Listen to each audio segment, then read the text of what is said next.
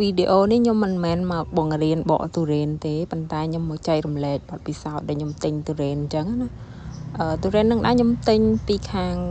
មីមុតប៉ុន្តែខ្ញុំអត់បានទៅទិញដល់ចំការផ្ទាល់ទេដោយសារមានមិត្តរួមថ្នាក់របស់ខ្ញុំម្នាក់ហ្នឹងគឺគាត់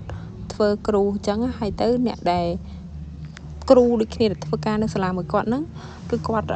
មានចការអញ្ចឹងទៅគាត់ថាគាត់ធ្លាប់ទិញញ៉ាំឆ្ងាញ់អញ្ចឹងណាខ្ញុំក៏បានផ្ញើគាត់ទិញទៅដោយសារឃើញតារ៉េននឹងថោកពូជរី6គាត់លក់1គីឡូ 11000ខ្ញុំទិញហ្នឹងចំនួន2ផ្លែប៉ុន្តែក្នុងវីដេអូនេះខ្ញុំបកតែ1ផ្លែទេដោយសារ1ផ្លែទៀតវាអត់តន់ទុំអញ្ចឹងណាហើយ1ផ្លែហ្នឹងដែរទម្ងន់របស់វាដូចជា3គីឡូជាងដល់ពេលយកមក